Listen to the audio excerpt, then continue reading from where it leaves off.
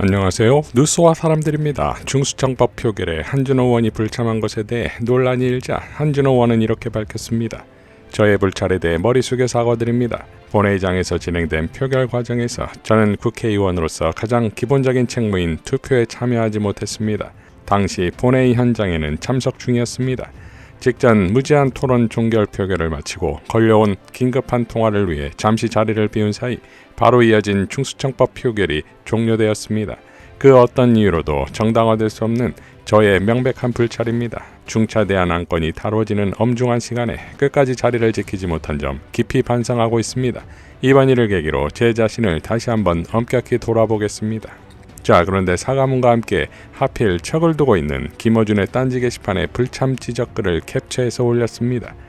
이러니 댓글에는 굳이 딴지 게시판의 글을 캡처했어야 했냐는 비판글과 딴지 게시판은 무시하라는 댓글이 달립니다. 또한 표결 불참 사례가 최소한되는데 상법 개정, 법 왜곡죄, 대법관 증언 등 최근 매우 중요한 법안 표결에서 모두 불참했습니다. 최근 모친상을 당한 최민희 과방위원장은 공소청법 본회의 표결 참여 통과, 엄마 발인 후 불이 나게 국회로 달려왔다. 공소청법 필버 종료 투표에 참여 180명 찬성으로 종료, 장지에서 국회로 오는데 늦을까봐 얼마나 마음을 졸였는지 10년 감수했다 라고 밝혔습니다. 물론 최민희 의원은 중수청 법안 표결도 참석했습니다. 판단은 국민의 몫입니다.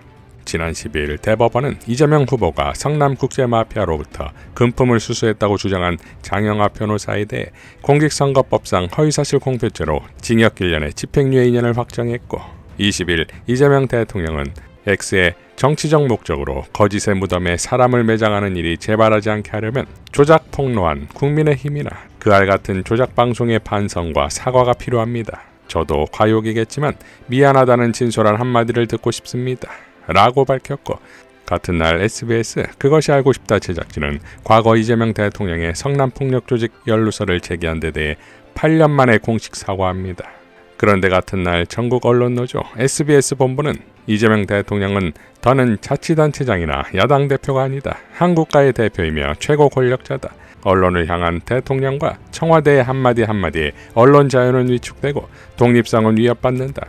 이 대통령은 언론 자유에 재갈을 물리는 발언을 중단하라. 사과 요구라는 압박으로 언론 독립을 침해하지 말라 라고 밝힙니다. 자, 대단하지요? 이에 대해 전우영 역사학자는 SBS 그것이 알고 싶다의 허위조작 보도 피해자인 이재명 대통령이 해당 보도와 관련해 사과를 요구하자 SBS 노조가 언론 독립 침해라고 강력 반발했습니다. 검사가 사건을 조작하여 기소하는 거나 기자가 사건을 조작하여 보도하는 거나 본질상 같은 악행입니다. 자기들은 악행을 저질러도 면책되어야 한다는 생각이 법조 언론 기득권 카르텔을 떠받쳐온 공통의 의식적 기반입니다.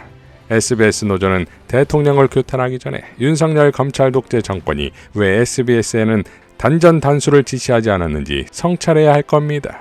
최민희 과방위원장도 윤석열 내란 일당은 SBS 단전 단수를 지시하지 않았다.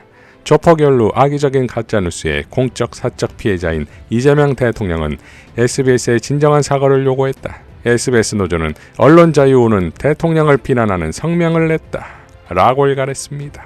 이재명 대통령은 전우영 역사학자의 글을 공유하며 이렇게 밝혔습니다. 권리에는 의무가, 자유에는 책임이 따릅니다.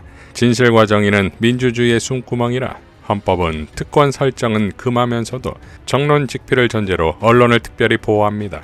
그렇다고 언론의 자유가 언론의 특권을 의미하는 것은 아닙니다. 정론직필의 책임을 외면한 채 정치적 목적으로 사실을 왜곡하고 거짓을 유포한다면 그 악영향에 비추어 언론은 일반인보다 더 큰 책임을 지는 것이 타당합니다. 자유와 권리만큼 책임과 의무를 지는 것이 특권 설정을 금지하는 헌법에도 부합하고 일반적 상식에 비추어 공정타당하지 않습니까? 책임 없는 자유는 타인의 자유를 침해하다 결국 자신의 자유와 권리마저 해치게 됩니다. SBS 노조가 곧 언론개혁을 완성시킬 트리거가 될 듯합니다. 지난 17일 이재명 대통령은 국무회의에서 다음과 같이 발언합니다. 근데 지금 정무위가 지금 문제죠. 이 정무위가 자본시장법 이런 거 개정해야 되는데 지금 야당이 위원장이라 아무것도 못하고 있죠, 지금. 진짜 문제입니다, 이거. 지금 나라의 미래를 놓고 이런 식으로. 아니, 아니 국회가 다수 의석이 있으면 다수 의석대로 토론해보고 안 되면 의결을 해야지. 아예 안 하는 게 어디 있어요, 여기. 이게 이상한 것 같아. 아니 안 하고 그냥 위원장이 야당이면 아무것도 못해? 모든 장관님들이 말이 없네요. 그냥 당연한 거예요, 그거? 안 하면 못 하는 거예요? 지금 얼마나 중요한 시기인데. 민주주의의 기본적 원리가 국민이 권한을 맡기는 데에 따라서 토론해서 소수를 존중하되 최대한 논의해보고 수렴해보고 안 되면 다수 의견으로 결정하는 게 아닙니까? 이게 민주주의 아니에요? 이게 헌법 원칙 아닙니까? 심각해요. 특히 정무위가 지금 이거 자본시장법이나 뭐 금융 관련된 그 많이 맡고 있는 데가 정무위죠. 네, 공정거래법도 맡고 있습니다. 공정거래법도 그거 고쳐야 되잖아요. 지금 진척이 안 되죠. 어쨌든 가서 빌더라도 어떻게 좀 해보세요. 상법 개정이나 아니 자본시장법 개정이나 특히 금융 이 부분은 정말 심각하고 중요하잖아요. 빨리 해야 되잖아요. 네, 적극적으로 협의하도록 하겠습니다. 네. 국회 가서 읍소를 하시든지 회의 좀 열어달라고. 네, 그렇게 하겠습니다. 그래도 소용이 없을 거예요. 그래도 해야지. 이어 다음날 김어준의 겸손은 힘들다 뉴스공장에 출연한 정청래 대표는 다음과 같이 발언합니다. 국민의힘 이런 식으로 하면 후반기 원구성할 때는 상임위 다 가져올까?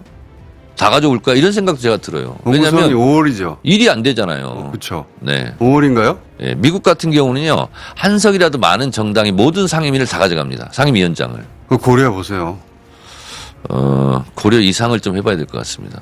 아니 지금 일이 안 되니까요. 그래서 야당이 상임위원장을 맡고 있는 데는 도대체 진척이 안 돼요. 예를 들면 뭐 정무위나 기재 이런 데는 도대체가 정부에서 하려고 하는 것에 대해서 입법적 뒷받침이 있어야 되는데 그게 안 되니까 대통령도 일하시는데 상당히 답답하실 것 같아요. 그래서 원내대표랑 앉아가지고 그런 얘기 했습니다. 후반기에는 이런 식으로 하면 우리가 다 가져올까? 제 마음이 더 굳어지기 전에 국민의힘은 정신 차리시기 바랍니다. 이어 같은 날 한병도 원내대표는 다음과 같이 발언했습니다. 민주당은 다수당이다. 집권 여당으로서 책임 있게 행동할 것입니다. 간사 중심의 단독 회의 추진은 물론 일하지 않는 위원장의 권한을 제한하는 국회법 개정까지 모든 수단을 동원하겠습니다.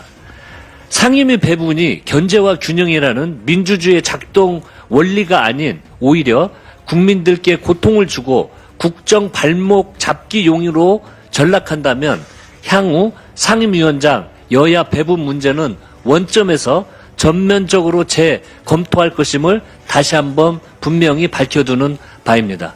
자, 반면 200여일 동안 600여 건의 법안을 통과시킨 법사위의 추미애 위원장이 있습니다. 203일 차입니다. 그렇게 세월이 됐어요? 네. 통과시키신 법이 몇 개인 줄 아세요? 모르겠네요. 그렇게는 많이. 자, 이러니 일하지 않는 국힘의 상임위는 추미애 위원장을 보고 반성하기 바랍니다. 윤한홍은 오는 5월 민주당이 모든 상임위를 갖게 되는데 1등 공신이 될 것입니다. 이상 뉴스와 사람들이었습니다. 시청해 주셔서 감사드립니다.